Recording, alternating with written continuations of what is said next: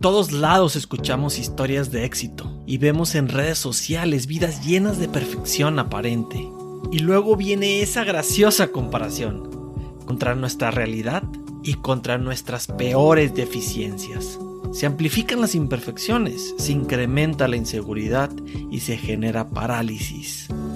Contraseña Podcast nos presenta la parte humana de nuestros invitados. Lo no tan presumible, sus malas decisiones, sus caídas, su cruda realidad. El mundo requiere menos perfección, más empatía, más vulnerabilidad. La contraseña que abre infinidad de oportunidades incluye tanto nuestros dones como nuestras sombras.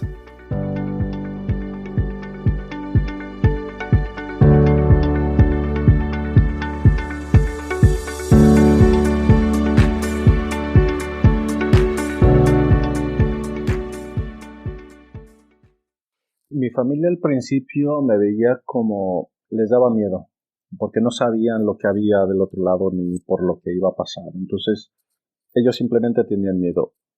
Mi padre, por ejemplo, nunca dijo ni sí ni no, porque tampoco le di la opción. Yo le avisé que me iba, no le estaba pidiendo permiso. Y mi madre sí me llevó al aeropuerto y me dijo, tú haz lo que tengas que hacer mientras seas feliz. Y yo me fui con eso, ¿no? Y me fui, por ejemplo, pues como todos, con el corazón roto y a mal vivir. Voy a pasarlo bien. Ahora mi familia se lo toma de otra manera porque ven que estoy bien. Ellos no saben exactamente las cosas por las que he pasado, ni los detalles, ni tampoco es necesario que lo sepan, porque ¿para qué? Pero ahora lo ven desde otra perspectiva porque han visto que he llegado a hacer lo que yo quiero. Y que no significa que esto sea éxito, porque ni es que sea rico, ni... No, simplemente que estoy haciendo lo que yo quiero. Y cuando me ven con esta cara de felicidad, porque estoy rodando un ballet clásico en Madrid, o porque voy y les cuento que estoy terminando mi película en Oaxaca, pues entonces entienden todo lo que he pasado. Y ellos saben que esta cara de felicidad no salió de repente. Y asumen que he tenido que pasar por cosas. Y ahora, pues me dicen que brazos abiertos a lo que yo quiera. Como si decido dejar esto y ponerme un huerto en Tepatitlán. Y si decido eso, pues me van a apoyar. Porque ya saben qué es lo que quiero. Fuiste muy afortunado por el hecho de que lo hayan tomado así y seguramente les ayudó también el ver tu seguridad hasta en eso, porque yo siento que a lo mejor tus papás sufrieron por ese miedo a lo desconocido, pero porque no te querían ver sufrir. Pero cuando tú mostraste tal seguridad, cuando a lo mejor ni siquiera tú la tenías al 100%, porque no sabías ni a qué ibas, ¿no? O sea, tenías seguridad de intentar, de quererlo intentar, pero no de cómo iba a resultar esto. Pero a lo mejor, como tú fuiste siempre tan seguro, lo transmitiste, ellos no tuvieron otra opción más que aceptarlo. Entonces, parte de que ellos lo aceptaran de esta manera definitivamente fue gracias a ti. Y también pasó una cosa, que a los 6 años me fui de mi casa porque dije que quería conocer el mundo. Entonces tenía un poquito de Eso dinero, lo sabía. sí, tenía un poquito de dinero ahorrado, me salí caminando, me fui a la estación de autobuses, no pedí permiso a nadie, y cuando quería comprar el boleto de autobuses, el de la central dijo, ¿tú a dónde vas? Y como me conocían porque es una ciudad pequeña, me devolvieron a mi casa. Contra mi voluntad, ¿sabes? Ya mis papás, que a dónde te has ido, me castigaron, etcétera. Pero ¿tú qué crees? Pues yo quería ir a conocer el mundo y ya está. Y entonces ahí como que se quedaron pensando, pero si a los 6 años ya se va de la casa para decir que va a conocer el mundo, pues llegará el momento, ¿no? Y llegó. Pero yo ya lo tenía muy claro a los 6 años. Y te regresaron con la maestra Cuquita. Regresaron con la maestra, me pusieron mi chinga, pero aún así, en cuanto pude, me fui. Pero porque quería ver el otro lado del mundo. Y todavía me quedan sitios por conocer. Y culturas por descubrir.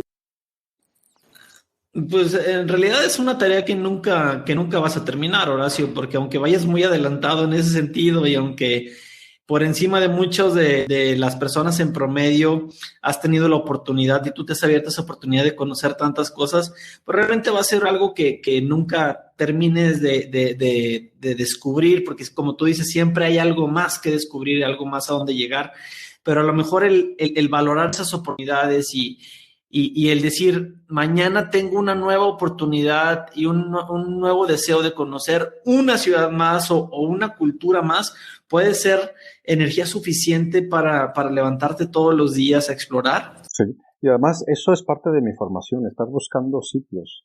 Yo, por ejemplo, ahora estoy escribiendo otros proyectos, entonces siempre estoy buscando nuevos sitios a donde ir.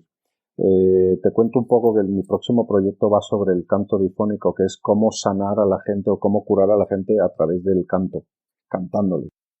Y me quiero ir a Mongolia, ¿no? En menos de un año, para, para aprender de la gente que hace esto y hacer un documental. Entonces siempre estoy buscando cosas nuevas y sitios donde nunca he estado. Y es parte de mi formación y también eso mantiene mi cabeza activa. Ya tendremos en el futuro otra oportunidad para que nos cuentes mucho más. Hagamos una llamada desde Mongolia porque habrá mucha nueva información dentro de ese cerebro y de esas experiencias. Regresando un poquito al documental A Ras del Cielo, ahí hubo otra conexión, como tú bien lo comentaste hace unos momentos. Cuando sales de Cirque du Soleil, decides conectar ese sueño tuyo de el cine, de las cámaras, con el circo, que era algo con lo que venías trabajando. Cuéntanos un poquito de A Ras del Cielo, Horacio, de qué se trata, cómo fue el proceso. Mira, el A Ras del Cielo es la historia de 8 acróbatas alrededor del mundo, no solamente del Cirque du Soleil, algunos son del Cirque du Soleil, otros son de otras compañías y otros son acróbatas de circo independientes.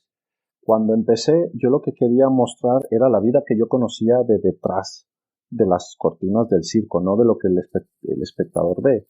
Cuando empecé, me di cuenta que esas historias, cada acróbata era mi propia historia de alguna manera. Un acróbata que salió de un sitio muy pequeño, que quería llegar a gran acróbata, otro que sus padres no lo dejaban. De alguna manera me fui conectando con esos dos personajes. Estos personajes estaban dispersos. Entonces terminé en Brasil, terminé con un acróbata australiano en Canadá y terminé en Palestina, que fue el sitio más interesante, probablemente el más peligroso, pero que me ha dado muchas satisfacciones. Y al final, cuando tú ves el documental, en realidad tú ves a los acróbatas saltando, pero te estoy contando mi propia historia a través de ellos.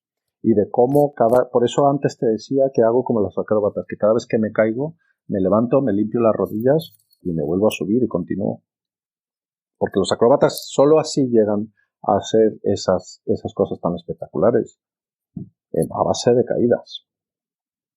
Justo aquí tenía esa pregunta apuntada y es, ¿qué tienen en común, Horacio, con esos 8 acróbatas? Yo soy ellos. No solamente tienen algo en común, sino que tú eres. Yo soy ellos. Y por eso están ahí, porque sus historias son las mías. Y dentro de esas historias, yo recuerdo una en específico, porque tuve la oportunidad de ver el documental completo, el cual, dígase de paso, fue muy galardonado y muy premiado en muchos festivales. Hay una historia, Horacio, de una persona que tiene una situación muy delicada de salud. Platícame un poco. Antonio y su pareja, que hacen una cosa que se llama Korean Cradle, que van saltando con las manos, tuvieron un accidente. Entonces, durante mucho tiempo no sabían si él iba a volver a caminar. Y nosotros por eso tardamos tanto. En realidad los estábamos grabando a ellos y la historia era de la conexión y cómo necesitas a alguien más para hacer algo espectacular, así como yo necesito al director de fotografía. Tuvieron el accidente y tuvimos que parar el rodaje y no sabíamos si esto iba a continuar porque él en realidad se iba a quedar en silla de ruedas.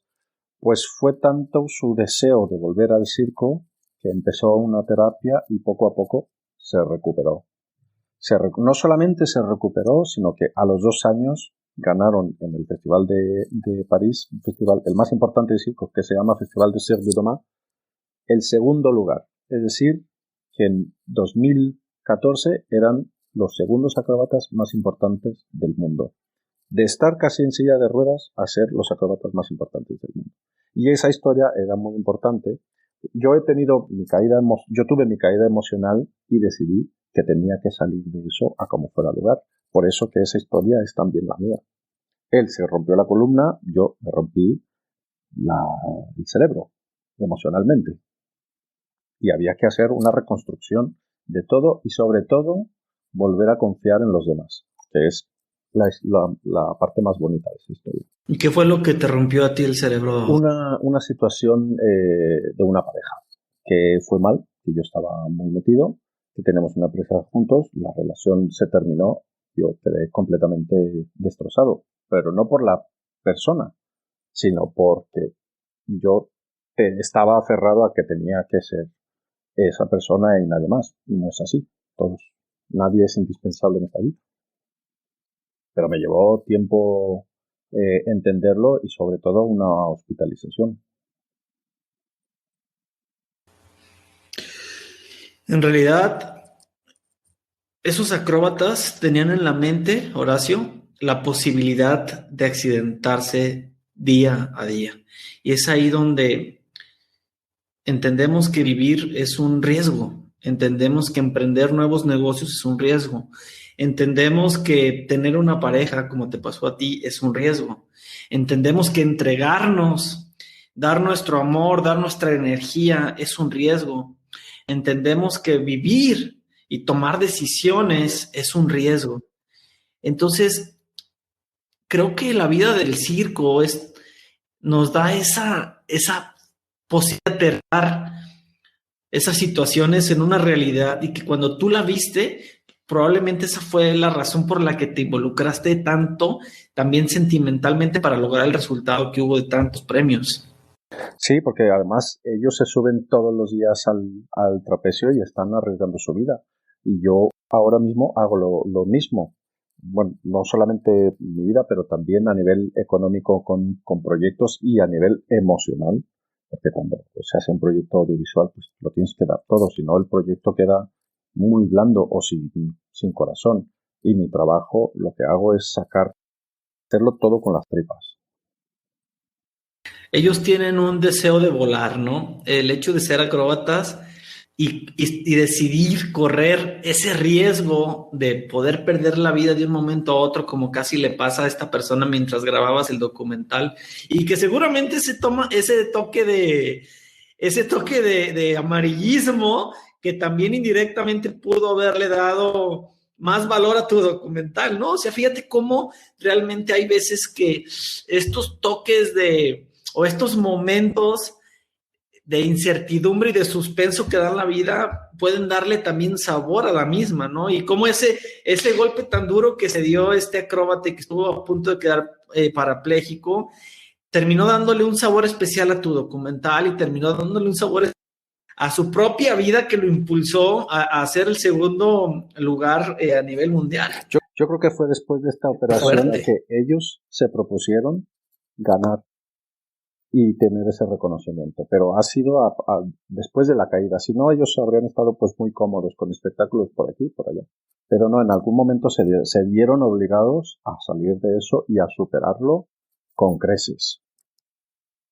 Esa caída, entonces, Horacio, por lo que estás diciendo, esa caída de ellos, no solamente aprendieron de ella, sino que podemos concluir que fue el motor, parte fundamental y el motor para que lograran lo que lograran. Entonces, fíjate lo profundo de lo que acabas de comentar y a lo mejor sin haberlo hacerlo consciente antes. Y es que si no hubiera sido por esa caída, no solamente salieron de ella, sino que fue lo que le impulsó a ser lo que hoy son, y que si no hubiera tenido ese problema, probablemente estuviera exactamente donde estaba ese día, ¿no? O sea, sin el reconocimiento, sin el éxito que tienen ahora, porque ahora son muy reconocidos. Siguen siendo de los mejores acróbatas del mundo. Estaba escuchando en los días anteriores una entrevista tuya en un medio español, obviamente para poder llevar de mejor manera esta conversación contigo, y hablabas, aparte de notar el obvio acento español, no solamente del entrevistador, y que pues es evidente en el que no lo sea así después de 14 años en España, hablabas tú mucho de gente ordinaria, haciendo cosas extraordinarias.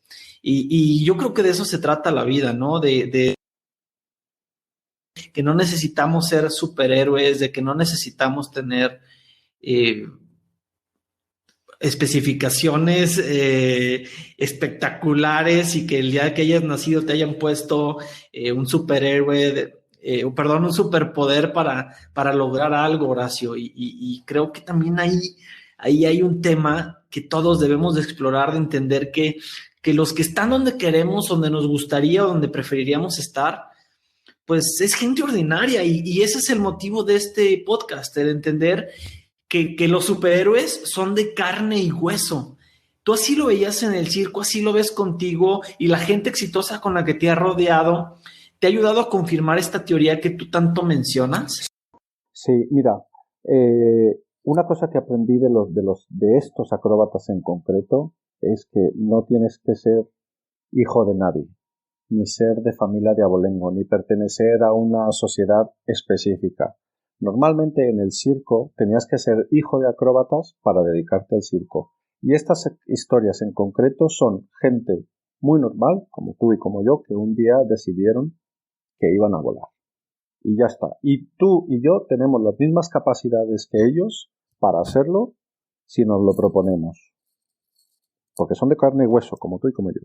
Nada especial, nada de superpoderes. Pero son héroes. Son héroes porque han decidido llevarlo por ese camino. Héroes de carne y hueso. Sí. Y tú también has logrado ese nivel heroico, Horacio, no para tener éxito, como tú lo dices, porque el nombrarlo así es como ya llegué, sino para estar donde tú quieres, o sea, para hacer lo que te visualizas. Es para ser feliz, porque confundimos el éxito con la felicidad y son dos cosas diferentes. Muchas veces el éxito es lo que los demás quieren ver en ti, no lo que tú quieres. La felicidad es lo que yo quiero para mí. Entonces habría que separarlo. Habrá mucha gente que al escuchar esta plática esté con esas ganas de ver el documental A Ras del Cielo del Circo y esas tomas magníficas, espectaculares y esa riqueza visual tan grande. Les quiero decir que aquí en los comentarios, en las notas del episodio, vamos a dejar el tráiler para que la gente pueda darse una idea de lo que estamos hablando y ponerle cara a esos actores, pues no son actores, esos acróbatas de la vida real, que le pueda poner también cara a tu trabajo, Horacio, que realmente es algo sobresaliente.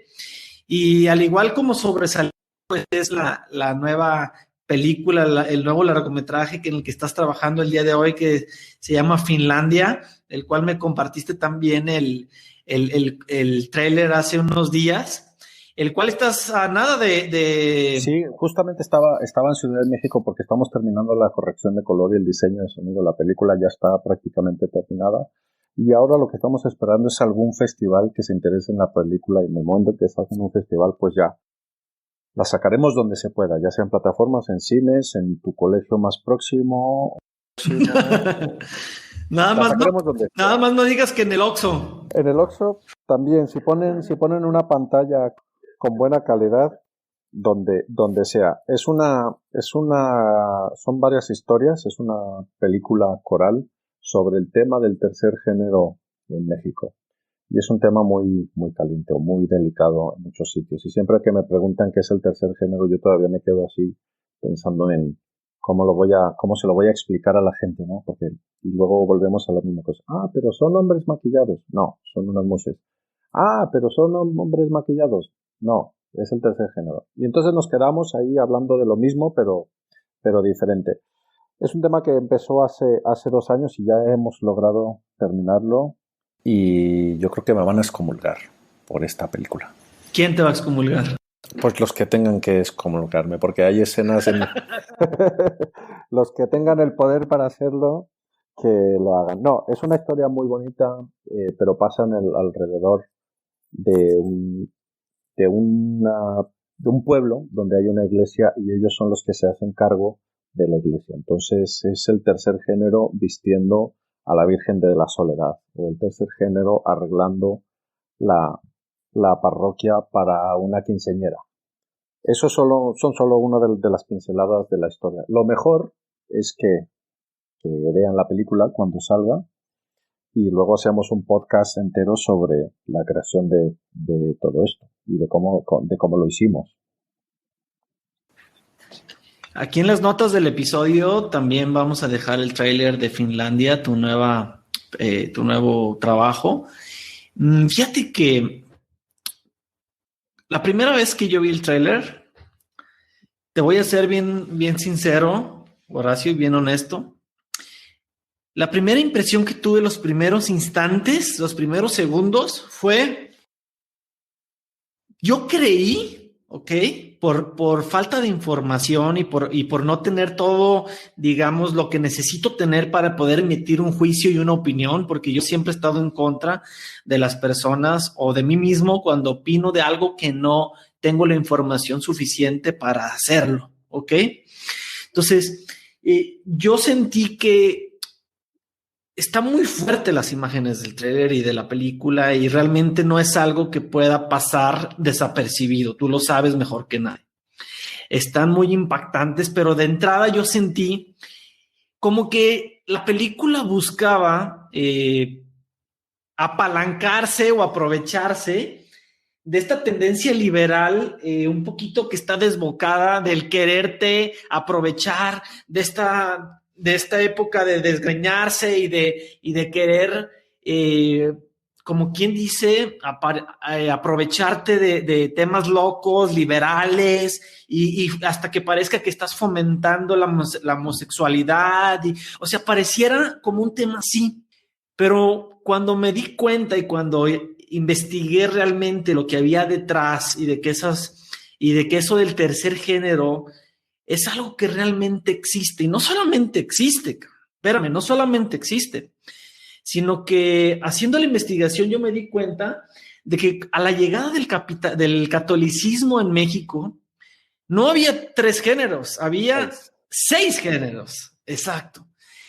Y que ahora tú y yo y el normal de las personas conocemos el sexo, el género masculino y el género femenino, pero porque son los que sobrevivieron principalmente en la sociedad actual, pero no porque no existieran antes otros. Entonces ahí fue cuando yo entré en shock, porque no es que tú quieras fomentar algo que es novedoso, que es tendencia o que te puede ayudar para que tenga más éxito la película. No, es algo que ya existía ahí hace milenios. Sí, pero que realmente... Sí, y que quiero mantenerlo vivo. Claro, y que ese tercer género, Horacio, no es algo que tú estás inventando o que ustedes como productores de la película lo estén queriendo inventar o hacer amarillista, sino al contrario, es algo que tenemos que conocer que existe y que no importa si tu mente es lo suficientemente abierta o no, ahí está, quieras o no, lo entiendas o no, estés de acuerdo o no, ahí está y que lo tienes que conocer, cara. Y que lo tienes que aceptar. Bueno, o no lo tienes que aceptar, pero está ahí, lo aceptas. Sí, mucha gente cree que estos personajes son inventados, no son inventados. Hay muchos de verdad en esa película. Las historias en parte son inventos míos, pero en parte son historias que ellos han vivido, porque estuvimos ahí en Juchitán, en Oaxaca, los conocimos y a partir de ahí sacamos las historias que representamos con actores y con muchos de verdad. Dices que llevan 2 años en esta historia trabajando en el proyecto. ¿Cuál ha sido la parte más complicada, más difícil o el aprendizaje mayor que tú has tenido en todo en este proceso de esta película? Yo creo que yo creí que este tema iba a ser más fácil. Creí que la gente estaba un poco más abierta, por lo menos a escucharme cuando lo explico. Y yo puedo explicarlo 20 veces y la gente me va a decir lo mismo. Sí, pero son hombres maquillados. Y me puedo pasar 3 días y les puedo enseñar esto y al final la conclusión de la gente es, vale, siguen siendo hombres maquillados. O siguen siendo hombres vestidos de mujer. Y entonces he tenido una especie de frustración, pero al final digo, pues mira, no es mi problema, es su problema. Mi trabajo es hacer la película, ponerlo y decir, esto está aquí. ¿Cómo lo quieras interpretar? Chico, yo ya ahí ya no me puedo meter. Ese ya es tu problema. Y entonces estoy empezando a separar y a quitar mi frustración de esto porque no me puedo esperar que todo el mundo lo sepa, así como yo no sabía de eso, porque fue un amigo de León, Guanajuato, el que me dijo de la existencia de las mushes, y la noche que me lo dijo lo estaba buscando en internet, y al siguiente día a las 6 de la mañana ya me estaba comprando un boleto para ir a Oaxaca a conocerlas. Pero me quedé tan impactado de esto que dije yo tengo que mostrarlo, tengo que sacarlo, y tengo que por lo menos poner mi granito para que se mantenga. Y para darles visibilidad de alguna manera, ¿no? Y sí, en la película ya verás que las tengo un poco endiosadas. O las pongo en un pilar como una cosa que admiro. Has estado muy de cerca conviviendo, entonces seguramente habrá muchas cosas que habrás aprendido de ellas o de ellos. Es que, ¿sabes qué pasa? Que nosotros tenemos 2 artículos en nuestro idioma, pero ellos tienen 3 artículos. Entonces, en su idioma existe el tercer artículo para ellas, mientras que el nuestro se queda cojo.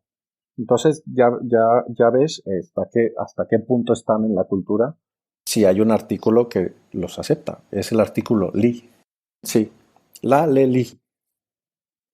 Nosotros tenemos que decirlo de o ellas o ellos, no, nos quedamos atontados y ellos nos miran como diciendo, vaya tu lengua de mierda que tienes, medieval. Pero no solamente el español, pues, el inglés sí, pasa lo mismo. Claro, pero en su cultura eso ha existido siempre y es una cosa milenaria. ¿Desde qué época o desde qué años hay rastros de que existe? Desde que han existido la cultura zapoteca, entonces nos remontamos a los aztecas y a todas las civilizaciones de antes de la llegada del cristianismo, porque ha sido el cristianismo el que ha dicho, a ver, ¿cómo que va a haber más de hombre y mujer? No, aquí solo puede haber 2. Y se lo cargaron en todas las civilizaciones, pero ahí, en ese punto, lograron mantenerse. Y son grandísimas diseñadoras. La historia de Finlandia es de una marca de ropa española que envía a una chica a robarse los diseños de las mushes para comercializarlos en España. Y ahí explota todo. Qué benditos esos de Zara, que no tienen sus propios diseñadores. Exactamente. Entonces nosotros lo ponemos como una marca X, no decimos cómo se llama la marca, pero la marca es inventada. Pero esto en realidad ha pasado porque hay casos internacionales de pueblos que han denunciado a marcas europeas por plagiar, robar o copiar los diseños. Esto existe. Entonces, al mismo tiempo es una película muy realista. También hay que decir, la película tiene un corte de realismo mágico, donde pasan cosas que dependen de tu imaginación que sean reales o no. Un poco como Gabriel García Márquez, ¿no? Como la literatura de Gabriel García Márquez, que la narrativa está basada en esa línea. A mí me encanta esa parte de no dejar todo digerido al público, porque es como subestimar a la persona que está recibiendo la historia de te tengo que explicar todo, de te tengo que decir qué pasa en todo, sino pues dejarle al espectador que haga su parte, ¿no? Que construya la parte complementaria y que le dé su propio toque, ¿no? Para que lo sienta, para que conecte y para que tenga una identificación con cada espectador. Que lo analice y que se tome su tiempo para pensar qué estamos contando. Y lo juzgue si quiere. ¿Qué tan grande es la comunidad actual existente ahí en Juchitán de los mushes? Pues mira, es un 16% de la población. Entonces, si vas a un restaurante, te atiende una mushe. Si vas al hotel, te atiende una mushe. Y si vas a comprar ropa, te atiende una mushe.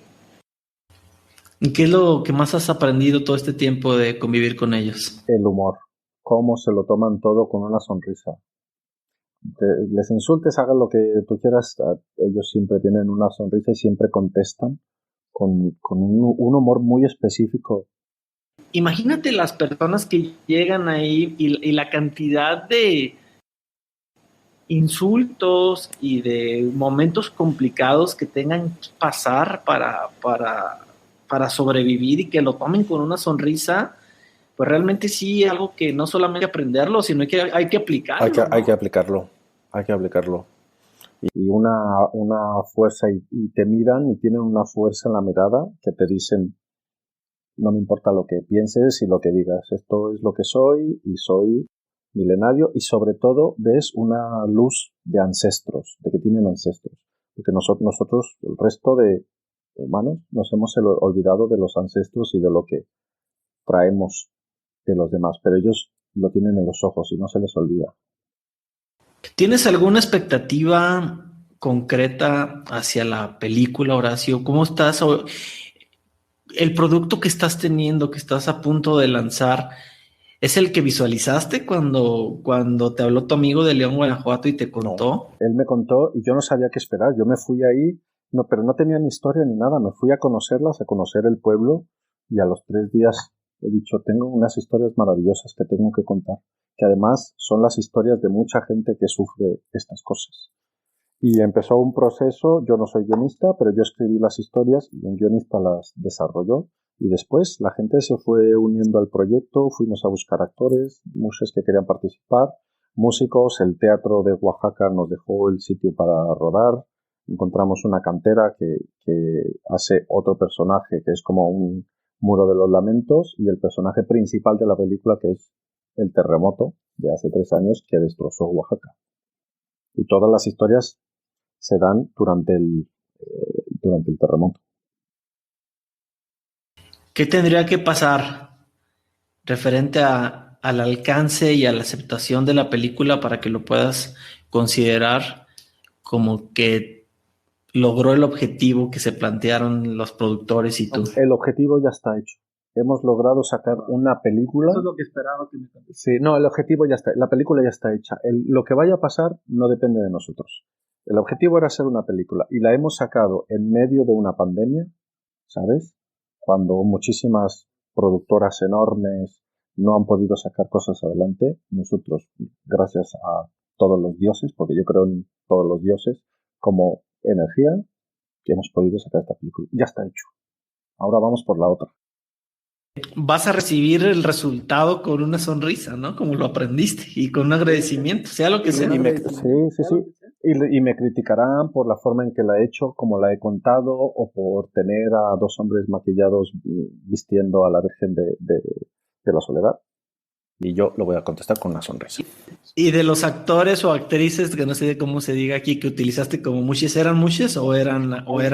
Hay los dos. Hay actores profesionales, muchos de ellos a lo mejor conocidos porque han ganado Arieles. Noé Hernández, que está en la serie de Narcos México, Eric Israel también, Cuautli Jiménez, que está en telenovelas, Ángeles Cruz, que tiene dos Arieles. En total en la película hay 12 Arieles con los actores.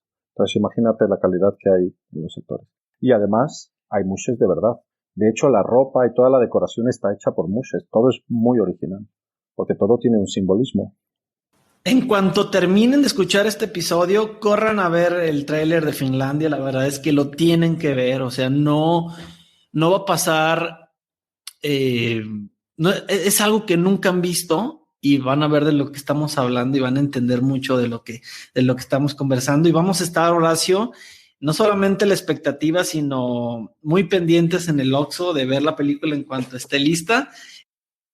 Oye, Horacio, ya estamos terminando nuestra conversación, pero antes me gustaría hacerte algunas preguntas de cierre. La primera es, si un 0 fuera tener solamente una idea vaga de lo que quieres hacer de una película, y un 10 es tener todos los, todos los factores controlados y definidos, ¿cuál sería el punto óptimo o el punto en el que tú te lanzas con esa película? Es 0. Un 0. Con solamente tener la idea. ¿Fue lo que te pasó con Finlandia? Con Finlandia todo empezó, yo estaba trabajando en Finlandia, estaba en un lago y de repente, o sea, yo estaba nadando a las 2 de la mañana y cuando salí sentí que algo me bufaba aquí así. Cuando me giré era un alce y su cabeza era de mi tamaño. Me quedé tan impresionado de la belleza y dije, tengo que hacer algo donde refleje estos paisajes. Y a la semana me hablaron de las mushes. Pues mezclé las mushes con los paisajes de Finlandia. Que ya verás en la película por qué se llama Finlandia.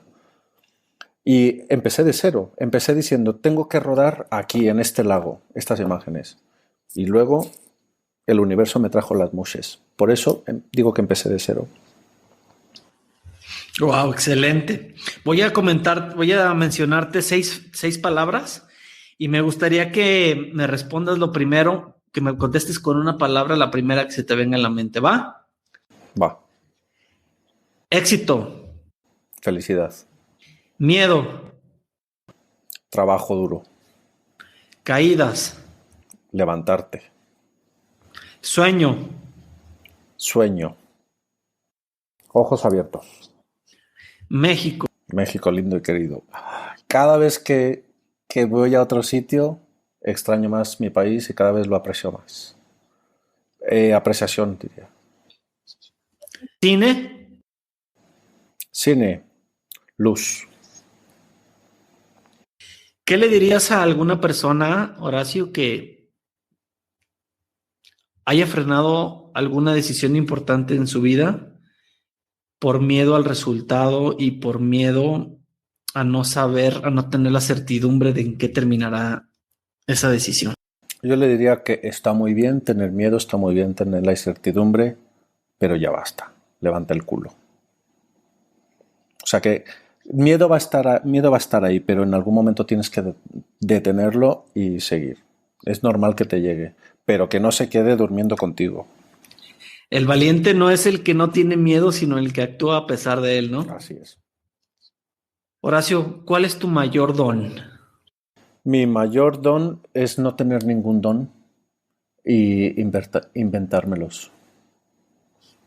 Porque no es que crea que tenga ningún talento específico, simplemente que yo me creo que lo tengo y hago así y aparece, aunque no tenga ninguno.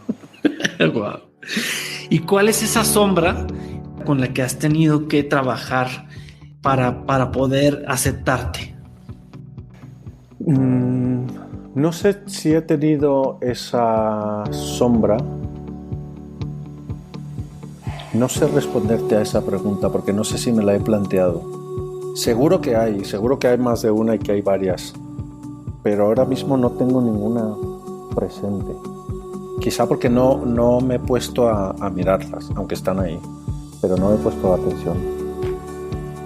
Tu contraseña que te permitirá abrir todas las puertas y todas las oportunidades que decidas abrir en el futuro está conformada por ese don tan importante que tienes de creer que no tienes nada especial, pero lo tienes todo especial, y de esas sombras que te permiten ser quien eres.